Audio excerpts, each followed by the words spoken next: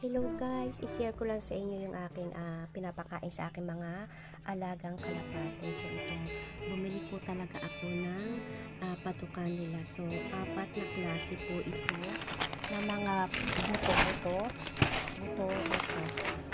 Ayan, merong tomorokoshi. Hindi ko alam kung ano to eh.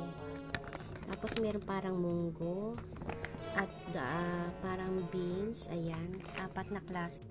Medyo may price siya. So, ang 3.6 kilogram ay umabot po ng yung hakmen. Siguro po sa atin ay mga 600 pa.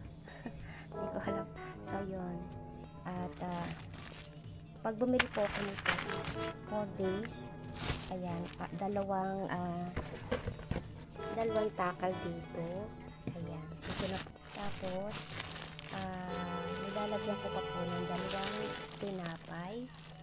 Ayan, bumibili po ako ng mga ganyan. Yung may mga 50% na mga tasty. Kasi sayang, diba? Ayan, nilalagay ko dito. So, dalawang piraso at dalawang takal na ganito. Kasi dumadami na sila. Kulang po isang takal. So, ayan. Ganyan po. Hindi po kasi tasty lang yung binibigay ko, 2 piraso, 3 piraso kasi kukunti lang sila that time. Kaya nung nakakain sila ng ganito, umabot na po sa ibang mga lahi nilang kalapate na imarites na po nila na may nagbibigay po ng ganito sa kanila.